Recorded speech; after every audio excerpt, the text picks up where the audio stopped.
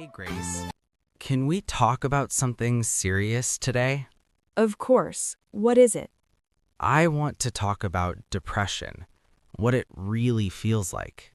That is an important topic. Many people don't understand it.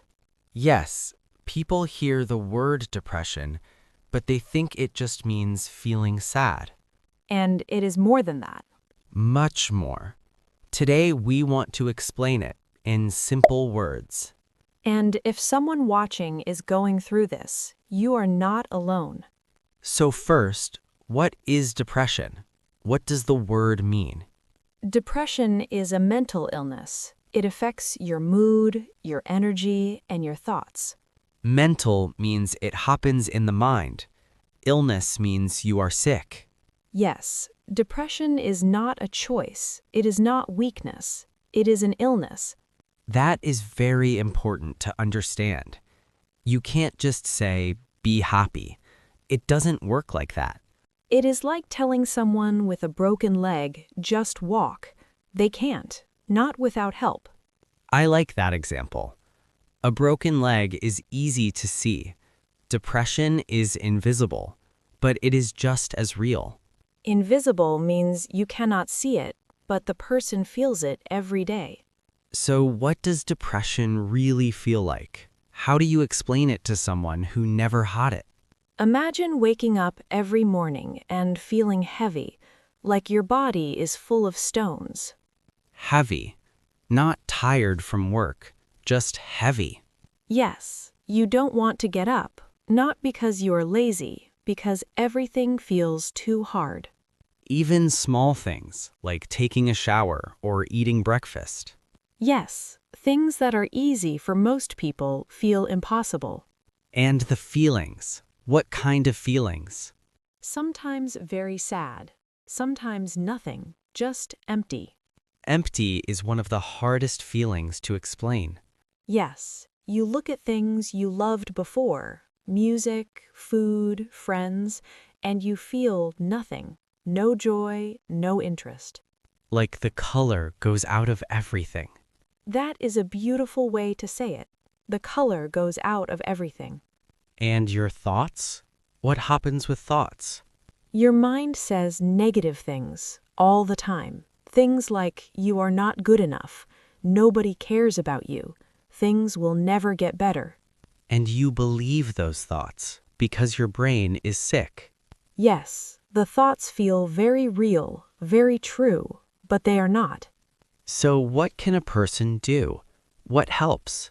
The most important thing is to talk to someone, a doctor, a therapist, a trusted person.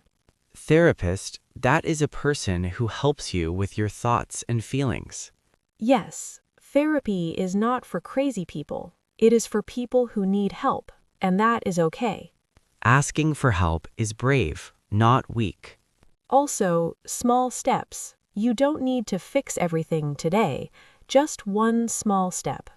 Like going outside for 5 minutes or calling a friend. Yes, small steps every day. They add up.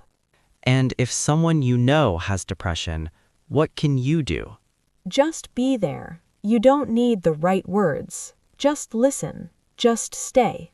Don't say, just be happy, or you have so much to be grateful for. Those words don't help. Just say, I am here. I care about you. Okay, let me repeat the main ideas. Depression is an illness, not a choice, not weakness. It makes everything feel heavy and empty. The color goes out of life. But help is possible. Talking to someone is the first and most important step. And if you are going through this right now, please talk to someone. You don't have to do this alone. Write in the comments. Have you or someone you know experienced this? We are here. See you in the next video. Bye, everyone. Hey, Lisa, can I ask you something? Of course. What is it? Did you ever try to start a new habit, like exercise or reading every day? Oh, yes, many times. And I always stop after a few weeks. Me too. Why does that happen? That is exactly what we want to talk about today. Why do habits fail? Most people start strong, but after 2 or 3 weeks, they stop. And they think, I have no willpower, I am lazy. But that is not the real reason. No, the real reason is much more interesting. So, Lisa, why do most habits fail after 3 weeks? One big reason is people start too big. Too big? What do you mean? For example, someone decides to exercise every day for 1 hour, from 0 to 1 hour. That is too much change too fast. And the brain doesn't like big changes. Exactly. The brain likes what is familiar, what is comfortable. Big changes feel like danger. So the brain says, stop, go back to normal. Yes, and another reason is there is no reward. Reward means something good that you get after doing something. Right.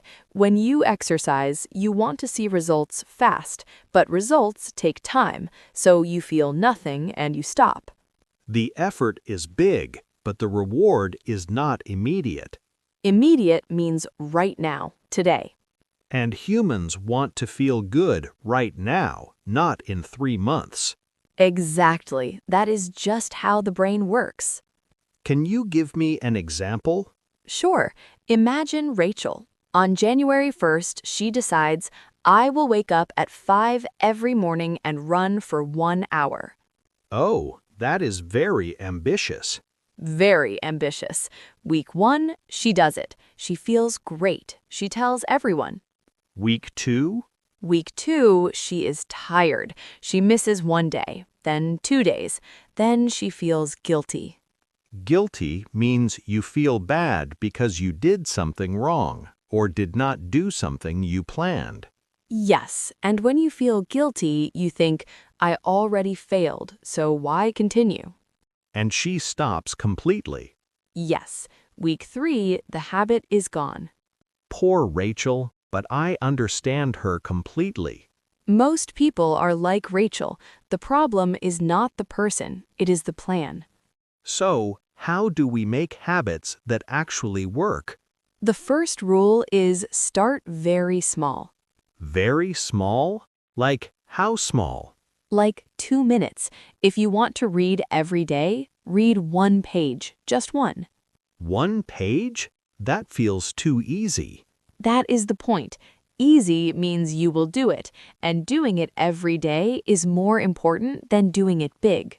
So, consistency is more important than intensity. Exactly. Consistency means doing something regularly, every day or every week. And the second rule? Connect the new habit to something you already do. This is called habit stacking. Habit stacking. What does that mean? For example, after I drink my morning coffee, I will read 1 page. The coffee is already a habit. You attach the new habit to it. Oh, like stacking one thing on top of another. Yes, and the third rule, never miss 2 days in a row. In a row means one after the other. Monday, Tuesday, Wednesday, that is 3 days in a row. Missing 1 day is okay, life happens, but missing 2 days starts a new habit, the habit of stopping. So 1 day off is fine. 2 days off is dangerous. Exactly. Okay, let me repeat. Habits fail because people start too big and want results too fast. To make habits work, start very small, connect to an existing habit, and never miss 2 days in a row. Consistency is more important than intensity. Small steps every day. That is the real secret. What habit are you trying to build right now? Write in the comments. See you in the next video. Bye. Bye, everyone. Hey, Kate, can I ask you something personal? Sure, go ahead. Do you ever feel lonely? Oh, that is a very honest question. Yes, sometimes I do. Me too. And I think many people feel this way. even people with many friends. That is interesting. You can have 100 friends online and still feel lonely. Today, we want to talk about loneliness. Why do so many people feel it? And what can we do? Let's start. First, what is loneliness? Loneliness is the feeling that nobody understands you, or that you are not connected to people. Connected means you feel close to someone, like they know you, like they care. Yes, you can be in a room full of people and still feel alone. That is a very sad and very true thing to say. So the question is, are we more lonely today than before, than 50 years ago? I think yes, and one big reason is technology. Technology? But technology connects us. We can talk to anyone in the world. We can talk to anyone, but we don't talk deeply. We write short messages, we send emojis. But we don't have real conversations, long conversations, honest conversations. Yes, we are in contact all day, but we don't feel connected. Contact and connection are different things. Very different. Contact is sending a message. Connection is feeling understood. Another reason is that we move a lot. We change cities, change jobs, change houses. Yes, we don't have the same neighbors for 20 years anymore. We don't know our neighbors at all. I don't know the name of my neighbor, and I have lived there for 2 years. Me too. That is sad, but also very normal today. Can you give me an example of modern loneliness? Sure, imagine Peter. He works from home. His office is his bedroom. Many people do that now. Yes, he wakes up, he opens his computer, he works all day, he closes the computer, he watches television, he sleeps. And he talks to nobody in person. Sometimes not for days. He has online friends, he has messages, but no real human contact. No voice, no face, no hug. Yes, and slowly Peter starts to feel invisible, like he doesn't exist for the world. Invisible. Nobody sees him. Nobody knows how his day was. That is a very deep form of loneliness.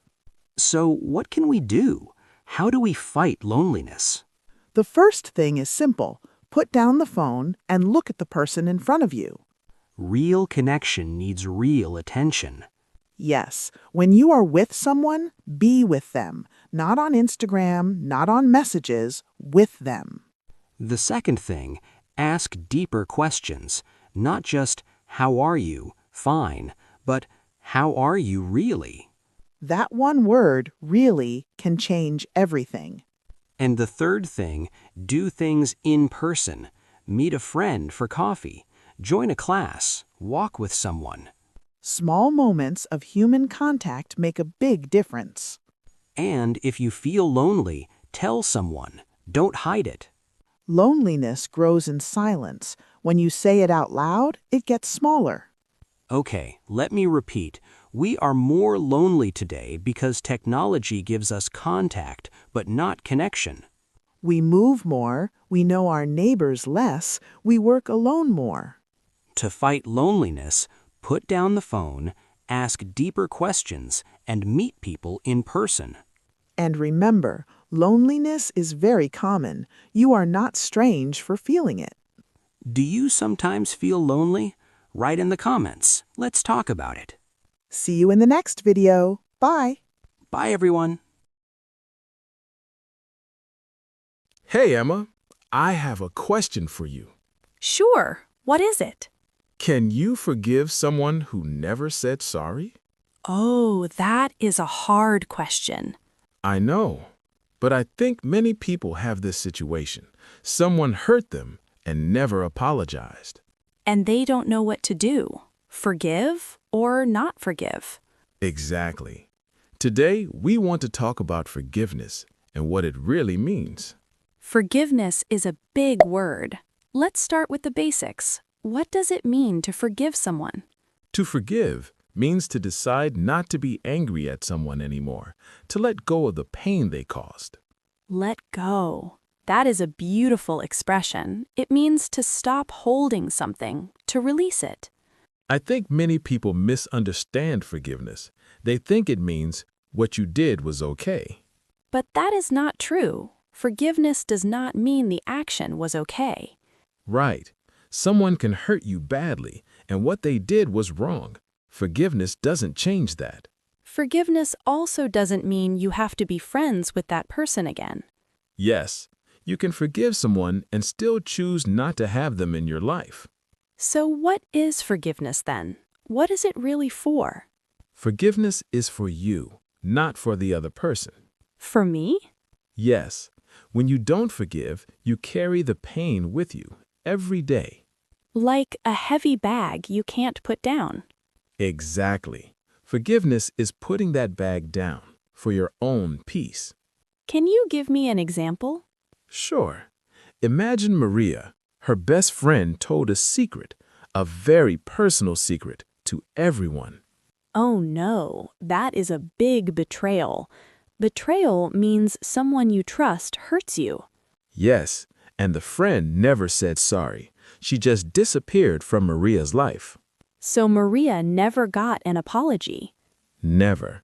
And for 2 years, Maria was angry. She thought about it every day. It affected her sleep, her mood, her other friendships. The pain was controlling her life. Yes, and then one day she thought, why am I still giving this person power over me? She is not even in my life. That is a very powerful thought. She decided to forgive, not because the friend deserved it, but because Maria deserved peace. She forgave for herself, not for the other person. Exactly. And slowly, the pain became smaller. She felt lighter. So how do you forgive, especially without an apology? It is not easy, and it takes time. But the first step is understanding forgiveness is a choice, not a feeling. A choice. You decide to forgive. You don't wait to feel ready. Yes, you may still feel angry, but you choose to not let the anger control you. The second step. Try to understand the other person, not to excuse them, but to understand. Maybe they were hurt too. Maybe they didn't know better. Maybe. And understanding doesn't mean agreeing. It just makes the anger softer. And the third step? Focus on your own life. What do you want now? Where do you want to go? The past happened. You can't change it, but you can choose what comes next. Exactly. Forgiveness is not about the past. It is about your future. Okay, let me repeat the main ideas. Forgiveness doesn't mean the action was okay. Forgiveness is for you, not for the other person. It is putting down a heavy bag. You don't need an apology to forgive. You need a decision. A decision to choose your own peace over your pain. Is there someone you need to forgive? Think about it. Write in the comments if you want. See you in the next video. Bye. Bye, everyone. Hey, Olivia. Today, we have a very special story. Yes, I am excited. Tell me everything. It is the story of a woman. Her name is Anna. She started with nothing, and she built a beautiful life. Nothing? What do you mean by nothing? No money, no support, no plan, just herself. That sounds very hard. It was, but her story is also very inspiring. Inspiring means it makes you want to try harder. I already want to hear it. Let's go. Anna grew up in a very poor family. Her parents had very little money. They lived in a small house with no hot water. No hot water. That is very basic. A very hard life. Yes, but Anna loved school. She worked very hard. She was always the first to arrive and the last to leave. She was motivated, even without money. Yes. At 17, her father lost his job. The family had no income. Income means money you receive regularly. So Anna had to help. Yes, she stopped school. She started working. She cleaned houses. She worked in a bakery at night. 2 jobs, and she was only 17. Yes, she gave all her money to her family. She kept nothing for herself. That is incredibly generous. Generous means you give a lot to others. For 3 years, Anna worked and worked. She was tired, but she never gave up her dream. What was her dream? She wanted to open a bakery, her own bakery. Oh, she worked in a bakery at night and she dreamed of having one. Yes, every night she watched how the owner worked. She asked questions. She learned everything. She was preparing, even when nobody knew. At 21, she had saved a little money. Very little, but enough to start. Saved means she didn't spend the money. She kept it for later. She found a very small space, just one room. She bought second-hand equipment. Second-hand means used, not new, but still good. She started baking at 4 in the morning and selling from 7. 4 in the morning? That is incredible. The first week, only 3 customers. The second week, 10. The third week, 30. The word spread. Word spread means people started talking about it, telling their friends. Today, 10 years later, Anna has 3 bakeries. She has 12 employees. Employees are people who work for you. And she pays for her younger sister's university. She came from nothing, and now she helps others. That is the most beautiful part. She never forgot where she came from. What is her secret? What made her different? I asked her that question, and she said 3 things. First, she was clear about her dream. She knew exactly what she wanted. A specific dream, not just, I want to be rich, but I want my own bakery. Second, she learned every day, even when she was tired, even when she had no money. She used every situation as a classroom. And third, she asked for help. She was not afraid to say, I don't know. Can you teach me? Asking for help is a strength, not a weakness. Anna says that all the time. She is proud of asking for help. What a story! Let me repeat the main ideas. Anna started with nothing. Poor family. No money, no plan. But she had a dream. She worked hard. She learned every day, and she asked for help. Today, she has 3 bakeries and helps her family. The lesson? You don't need perfect conditions to start. You just need to start. Start small. Stay consistent. Never stop learning. Do you have a dream like Anna? Write in the comments. We want to hear it. See you in the next video. Bye. Bye, everyone. Hey, Zoe, I have a question, and it is a little personal. I like personal questions. Go ahead. Do you love yourself? Wow, that is direct. I think so. Maybe. I am not sure. That answer is very honest, and I think many people feel the same. Most people never really ask themselves that question. Today, we want to ask it. Do you love yourself, or do you just tolerate yourself? Tolerate, that is an interesting word. What does it mean? To tolerate something means to accept it, but not happily. Like, I don't like it, but okay, I can live with it. So, tolerating yourself means I accept myself, but I don't really like who I am. Exactly, and many people live like that, without knowing.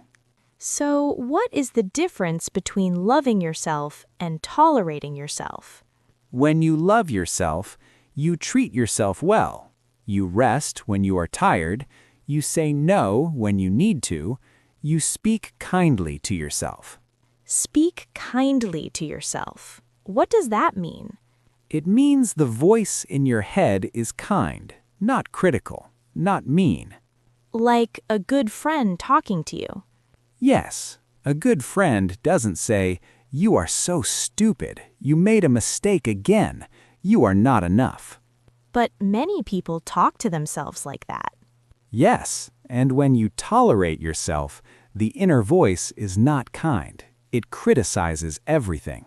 Criticize means to say negative things, to find problems. Right. The tolerate person looks in the mirror and finds 10 problems. The love person looks and thinks, "I'm okay. I'm a work in progress, but I'm okay." How do you know if you tolerate yourself? What are the signs? One sign, you say sorry too much for things that are not your fault. Oh, like sorry for existing, sorry for having an opinion. Yes. Another sign, you always put others first and forget yourself completely. Like you matter less than everyone around you. Another sign, you find it hard to receive compliments. Compliments are nice things people say about you, like you look great today, or you did a great job. And when someone says that, you say, "Oh no, it was nothing," or "I was just lucky." You can't just say thank you. Exactly, because deep inside, you don't believe you deserve it. Deserve means you have a right to something. You earned it. When you don't love yourself, you feel like good things are not for you. So, how do we move from tolerating to loving ourselves? The first step is to notice your inner voice. What does it say? Is it kind or is it mean? Just notice, without judging. Yes, and then, when the voice is mean, change it. Talk to yourself like a friend. Instead of, "I'm so stupid," say, "I made a mistake. I can learn from this." That small change makes a big difference over time. What else? Do one thing every day that is just for you. Not for your family, not for your job, just for you. Like a walk, or a good meal, or reading a book you enjoy. Yes, small acts of care for yourself. They send a message to your brain, "I matter, I am important." And the last step? Practice receiving. When someone says something nice, just say thank you. That's it. No excuses. Thank you. 2 words, but very powerful when you really mean them. Okay, let me repeat. Loving yourself means treating yourself well, speaking kindly to yourself, and believing you deserve good things.